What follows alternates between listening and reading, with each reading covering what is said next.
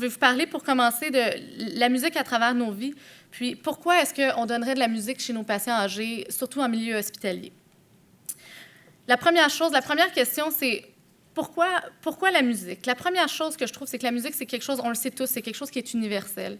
C'est pour nous une façon qui nous amène à communiquer. C'est aussi une façon qui nous amène à exprimer, que ça soit autant d'un point de vue émotif que d'un point de vue langage et autres. Et malheureusement, c'est des choses qu'on peut très bien perdre avec le vieillissement, que ça soit avec un trouble cognitif qui va se développer ou encore avec n'importe quelle maladie chronique qui peut se développer, où est-ce qu'on peut perdre cette habilité-là de communiquer, de s'exprimer et tout. Ça m'amène un petit peu à ma deuxième question qui était, bon, pourquoi est-ce qu'on amènerait cette musique-là à l'hôpital en tant que telle? Je vous ramène, en fait, je pensais jamais que je montrais une photo de moi, mais ça, c'est moi quand j'avais 12 ans. J'ai eu la chance de participer dans un opéra qui avait été en fait conçu par Radio-Canada à l'époque, qui s'intitule Brundisbard. C'est un opéra qui a été composé en fait durant la Deuxième Guerre mondiale, qui avait été fait pour essayer de sortir les enfants dans les camps de concentration de toute l'horreur, évidemment, qu'il y avait durant la Deuxième Guerre mondiale. Et donc, en 2000, si je ne me trompe pas, on avait refait cette production-là par Radio-Canada avec l'OSM. Dans le temps, c'était encore Charles Dutoit qui était chef d'orchestre, là, juste pour vous donner une idée. Et on avait refait cette présentation-là. Ça, c'est une photo, au fond, de la vraie représentation en 1944, les enfants qui étaient dans ce camp de concentration-là à Térésine. Je ne sais pas si vous avez déjà entendu parler de cette histoire-là, mais ce fameux camp de concentration-là, on avait mis un peu les artistes, les gens un petit peu plus intellectuels, et ça avait malheureusement servi à faire beaucoup de propagande, comme on connaît au cours de la Deuxième Guerre mondiale. Puis, dernièrement, je suis certaine que certains d'entre vous ont entendu parler de ce documentaire-là, The Lady in Number 6, Music Saved My Life, qui est en fait une dame très, très âgée qui vit encore dans son appartement, qui continue à jouer du piano à tous les jours, et le building au complet la connaît parce qu'ils entendent tous jouer de la musique. Et elle explique très bien dans le documentaire comment la musique a vraiment pu sauver sa vie, parce que c'est une femme qui a survécu à sa fameuse camp de concentration-là et qui avait joué cet opéra-là durant son enfance, qui a continué à jouer de la musique tout le reste de sa vie. Donc, je suis persuadée que la musique peut vraiment apporter quelque chose à nos patients. Et surtout en gériatrie, on a tendance à s'imaginer que, bon, c'est la fin de vie, il n'y a plus vraiment d'espoir, pourquoi est-ce qu'on continuerait et tout. Mais oui, il y a vraiment quelque chose qu'on peut faire avec nos patients, même si on est en gériatrie, même s'ils sont très malades. Dans un milieu hospitalier, sans aller faire une revue extensive de la littérature, ça a déjà été prouvé qu'il y a des changements au niveau, que ce soit comportementaux. On parlait un petit peu plus tôt ce matin des troubles comportementaux qui sont reliés à la démence. On parle souvent des activités de la vie quotidienne des patients, que ce soit juste la façon d'être capable de s'habiller, d'être capable d'encore aller à la toilette ou autre chose comme ça. Vraiment, les activités de base, la musique a déjà montré que ça pouvait préserver ça. Fonction cognitive, comme on le sait, contrôle de la douleur et aussi la qualité de vie qui peut amener. Mais en plus de tout ça, on sait très bien que la musique, c'est quelque chose qui n'est pas très dispendieux à faire. Puis, on n'a pas vraiment d'effets secondaires. Ce n'est pas comme les médicaments qu'on donne à nos patients, surtout nos patients âgés. Les médicaments qu'on leur donne, c'est toujours très complexe. On ne sait jamais quelle dose donner, on ne sait jamais combien leur donner, à quelle fréquence. Donc, la musique, c'est quelque chose qu'on n'a pas là-dedans. Donc, on a commencé un projet pilote, en fait, à l'hôpital St. Mary's. Pour ceux d'entre vous qui ne savent pas c'est où l'hôpital St. Mary's, c'est vraiment à côté d'ici.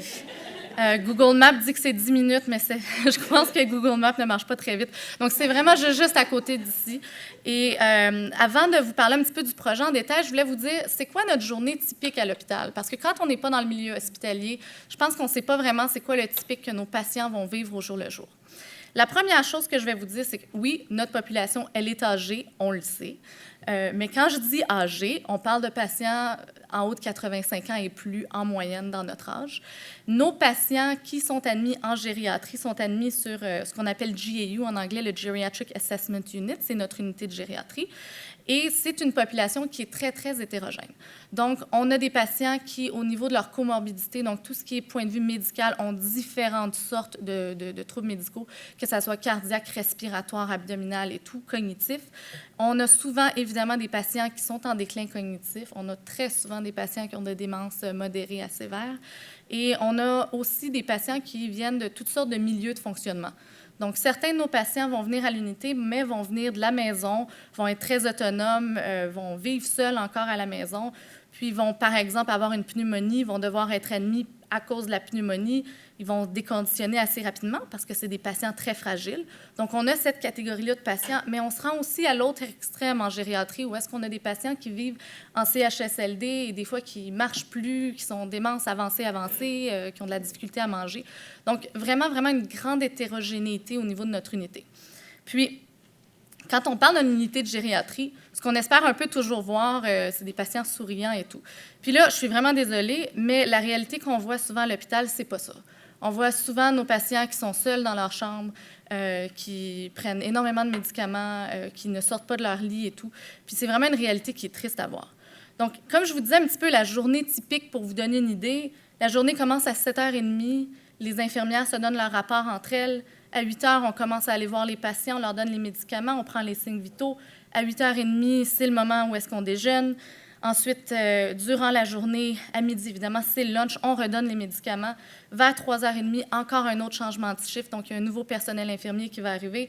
À 5h, c'est le souper, encore les médicaments, encore une fois.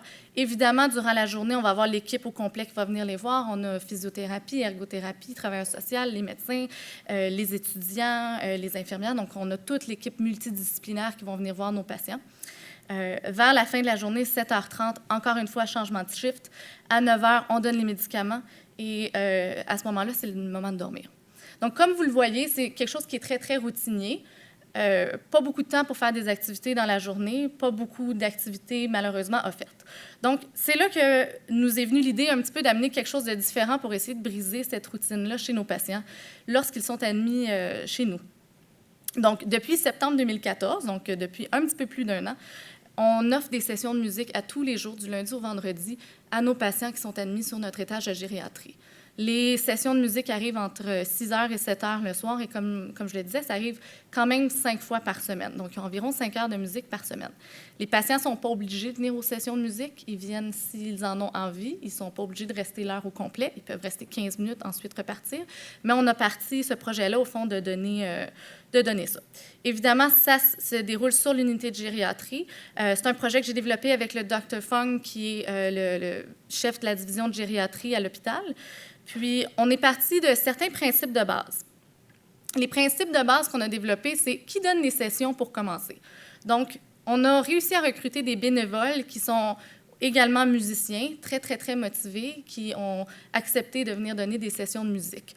Donc, ce que j'ai fait, c'est que je suis allée à l'Université McGill dans les cours de n'importe quoi. Je suis allée passer un petit peu mon message en disant « Je suis à la recherche de bénévoles qui sont également musiciens ». Et on a réussi à recruter 10 musiciens en tout. Le but des sessions de musique n'est pas du tout la performance. Puis souvent, ce que je leur disais aux bénévoles, je leur disais, écoutez, prenez-le vraiment comme une opportunité de venir ici aujourd'hui puis de pratiquer. C'est pas donner un concert. Si vous faites des erreurs, c'est pas grave. Le but, c'était vraiment d'avoir cette activité-là qui amenait la socialisation. Donc, le but, c'était vraiment pas de pression du tout. On est très, très, très chanceux parce que même si ça a l'air très simple de dire « Ah, on va décider de donner des sessions de musique sur un étage », c'est des patients gériatriques. Donc, il y en a certains d'entre eux qui marchent et qui sont capables de se rendre à la session de musique, mais la plupart d'entre eux marchent soit avec une marchette ou vont être en chaise roulante, ou certains d'entre eux ne marchent pas du tout et doivent être transférés à une chaise roulante, ne peuvent même pas sortir du lit par eux-mêmes. Donc, c'est sûr que ça demandait énormément de motivation au niveau du personnel. On était très, très chanceux.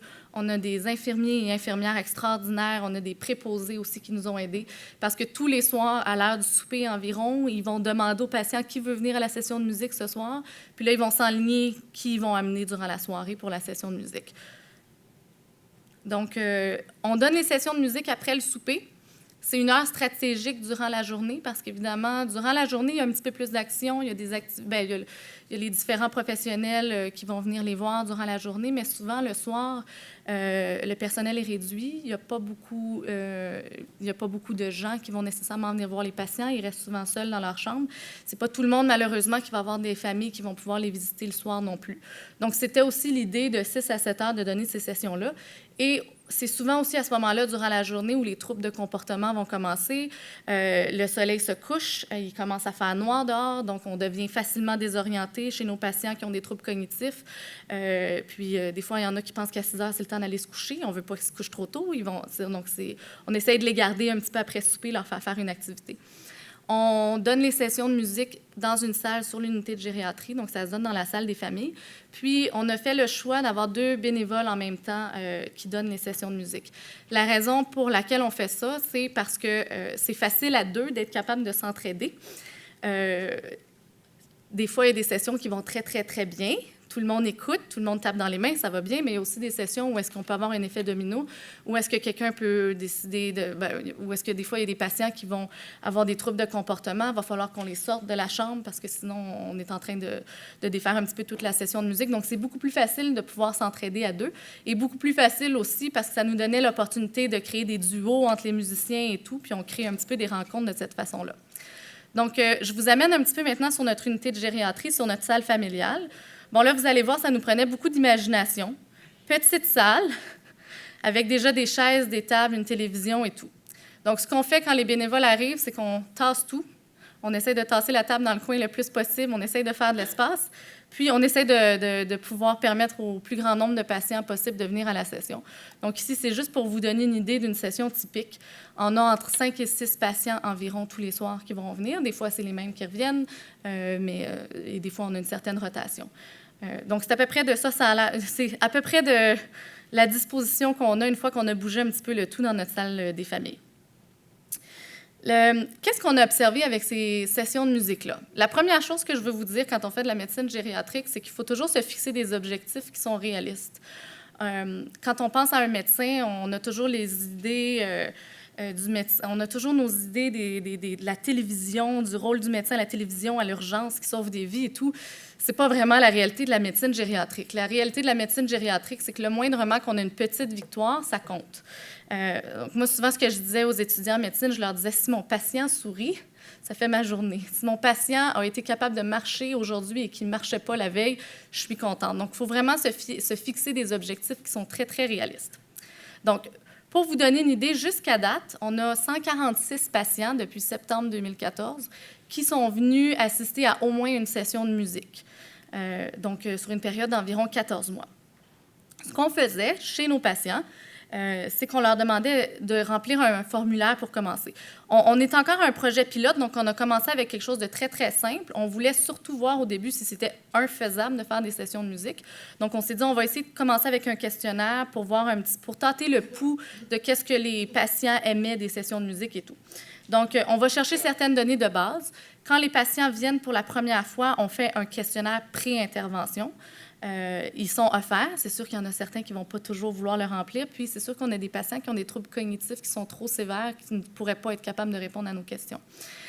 Donc, on va leur demander tout simplement de nous dire leur âge, le sexe, le niveau d'éducation qu'ils ont. Puis ensuite, on leur demande des petites questions de base. Est-ce que vous aimez la musique? Est-ce que vous aimeriez ça avoir des sessions de musique? Puis, on va leur repasser le même questionnaire, un peu la copie conforme à la fin. Donc, pour vous donner une idée, on a 73 % de nos patients qui sont venus aux sessions de musique qui sont des femmes, ce qui est très représentatif en général de toute façon de la population qu'on a. 85 % d'entre eux ont 75 ans et plus. Et 20 % d'entre eux avaient une éducation universitaire. Ça reste quelque chose qui est quand même important à considérer. On est au St. Mary's, on est dans le quartier Côte-des-Neiges, population qui est très multiethnique, qui n'est pas nécessairement... Bon, on a quand même 20 % qui ont un niveau d'éducation d'université, mais ce n'est pas nécessairement une population éduquée, donc ça change un peu aussi le choix des pièces musicales qu'on offrait à nos patients. On essaye le plus possible de leur offrir des choses qu'ils veulent entendre. Donc, ça, c'est un petit peu les formulaires typiques. On a réussi à collecter 87 formulaires avant la première session, puis on en a collecté un total de 29 après, une fois que l'intervention, lorsque les patients quittaient le milieu hospitalier. Et bon, écoutez, c'est très, très simple, juste pour vous montrer un peu les résultats préliminaires qu'on a. C'est qu'on a seulement un patient qui n'a pas aimé les sessions de musique. Donc, il y en a 28 sur 29 on dit qu'ils avaient aimé les sessions de musique et qui ont dit qu'ils ont essayé de venir le plus souvent possible. Ensuite, une autre chose qu'on leur demandait, c'est qu'est-ce que vous avez aimé le plus des sessions de musique? Qu'est-ce que vous avez aimé le moins et avez-vous des suggestions? Donc, je voulais juste passer quelques petits commentaires de nos patients. Donc, la première question qu'on leur demandait, c'était qu'est-ce que vous avez aimé le plus? Donc, une réponse qui venait souvent, c'est la relaxation, le fait de chanter en groupe. le fait que ça les mettait de meilleure humeur. Ils disaient que ça les rendait plus heureux. Il y en a même une qui nous a dit « Faites-moi un CD des sessions de musique ». Il y a beaucoup qui nous disaient « Ça m'aide à me rappeler des chansons que j'écoutais lorsque j'étais jeune ». Ils aimaient beaucoup quand ils reconnaissaient les chansons. Il fallait vraiment qu'ils reconnaissent, puis ils nous le disaient. Quand ils n'aimaient pas la musique, les patients âgés, ils nous le disaient assez rapidement. « Celle-là, tu l'apprendras une autre fois, mais aujourd'hui, je veux que tu joues telle pièce. » Ils nous disaient aussi, les musiciens, vraiment essayer de donner le meilleur d'eux-mêmes. Lorsqu'on leur demandait « Qu'est-ce que vous avez aimé le moins? » Et là, évidemment, ce qu'il faut comprendre, c'est qu'on est dans une session où est-ce qu'on a 5-6 patients, on joue différents types de musique. Ce n'est pas de la musique qui est individualisée pour nos patients. Donc, certains nous disaient « Moi, j'aurais aimé mieux de la musique populaire. » Il y en a d'autres qui disaient « Moi, j'aimais pas ça quand c'était pas assez vite. » Certains qui disaient que c'était trop classique. Puis, un commentaire que j'ai trouvé très comique, c'est évidemment, on est dans une population assez différente, souvent des troubles cognitifs. Donc, souvent, ils parlaient entre eux durant la session de musique. Il y a vraiment un aspect de socialisation. Puis, il y a des patients qui disaient « Moi, là, j'aime pas ça quand il y a 2 personnes qui se parlent entre elles, parce que ça défait la musique et tout. » Et c'est ça. Puis ici, je vous montre aussi un autre... ça, c'est une session de musique qu'on a eue il y a 2 semaines, où est-ce qu'on essayait un petit peu de faire de la place dans notre salle, parce que ici, vous voyez 2 patients, au fond, qui sont dans la porte, qui regardent. Puis ce que vous ne voyez pas, c'est qu'il y en a 2 autres qui sont juste en avant de moi aussi. Donc, on essaye de s'organiser le plus possible, puis à passer les marchettes puis les chaises roulantes. Des fois, on a l'impression qu'on joue un petit peu à rush hour.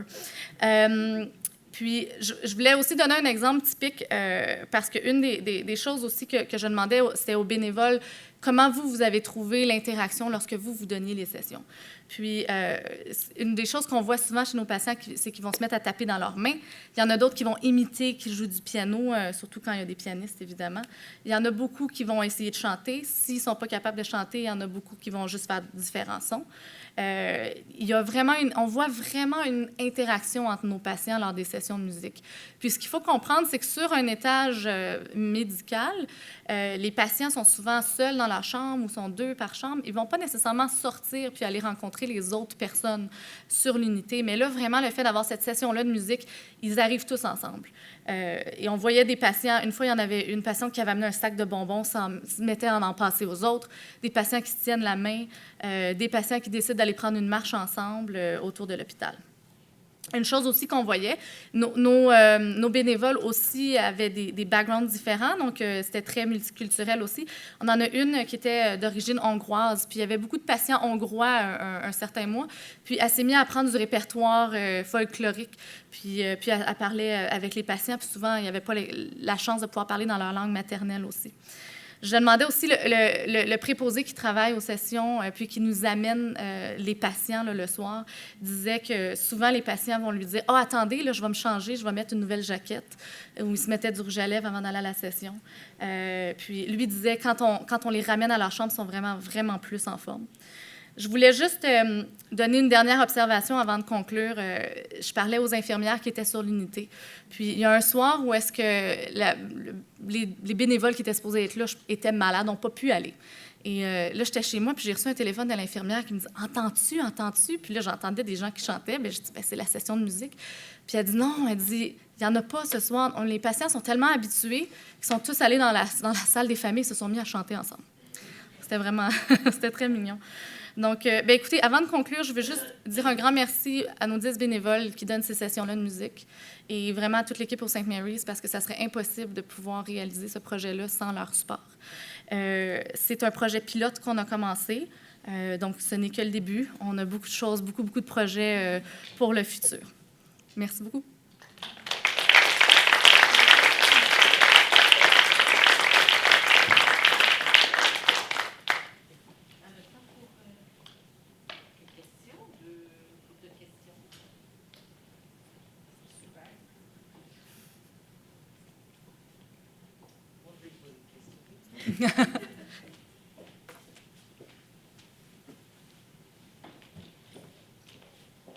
Bon, à partir de là, tu peux continuer l'expérience, mais comment véhiculer les bénéfices que tu obtiens chez ces patients-là? Ça, c'est notre gros défi, parce qu'évidemment, on a une population qui est hétérogène.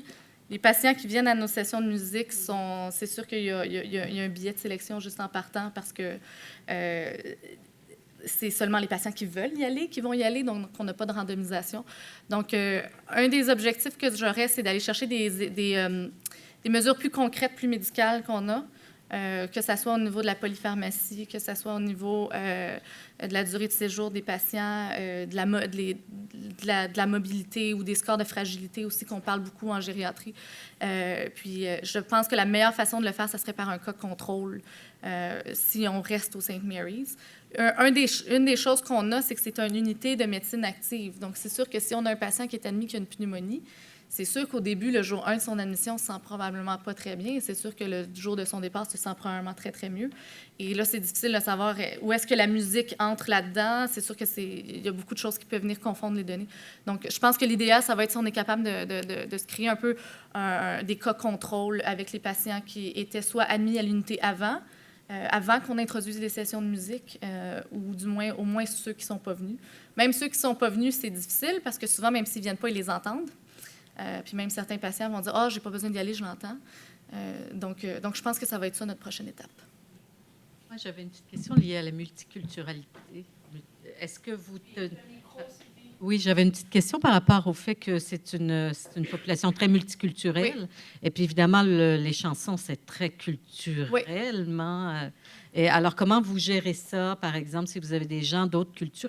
Est-ce que vous introduisez est-ce qu'ils vont demander des choses qui sont plus propres à leur culture? Est-ce qu'ils se reconnaissent là-dedans? Est-ce qu'ils tendent à ne pas y aller? Est-ce que... Bien, ils ont tendance à nous le dire, ce qu'ils veulent entendre. Ils nous disent souvent ce qu'ils ne veulent pas entendre. C'est déjà arrivé dans des sessions qu'il y avait un musicien qui commençait à jouer, puis les patients disaient « non, je ne joue pas celle-là, là, je ne l'aime pas. » Donc, souvent, ce que les musiciens font, c'est qu'ils demandent aux patients lesquels que vous voudriez que je refasse ou lesquels que vous voudriez que j'apprenne, et eux les apprennent pour la semaine d'après quand ils donnent leur prochaine session. Souvent, c'est ce qu'on a fait. Il y a des classiques qui reviennent toujours, ce qui est la vieille musique française en général, tout ce qui est Édith Piaf, on a toujours un grand succès. Puis, une chose qui, moi, m'a impressionnée, c'est les classiques de Disney.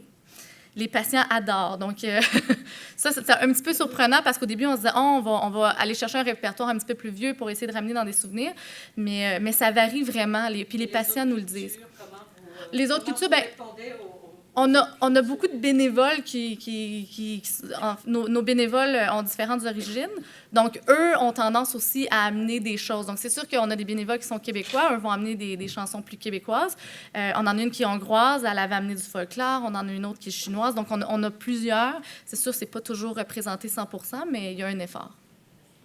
J'ai un petit commentaire à faire concernant The Lady in Number 6. Oui. Et cette dame m'a fait réfléchir à la possibilité que vieillir, et la deuxième partie de la vie plus, se réfère à personnifier de valeurs.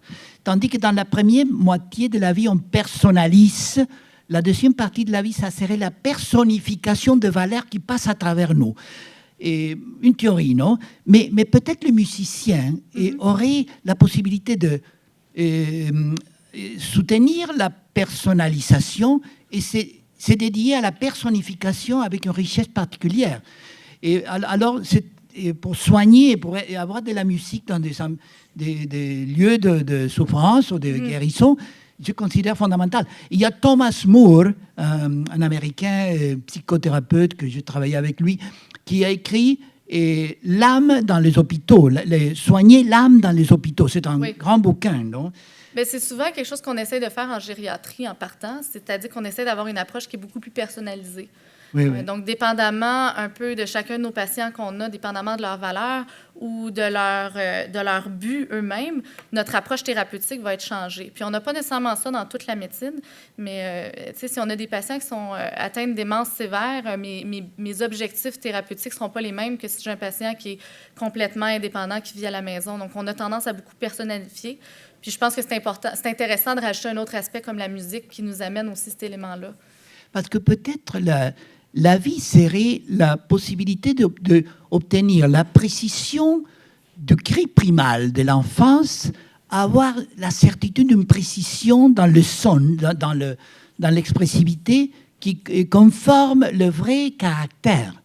Je crois que lui, auquel j'ai fait mon ode, et je m'excuse de participer tellement, mais lui, c'est le plus proche de l'identité. Et c'est le plus émotionnel des sens. Merci. Merci beaucoup.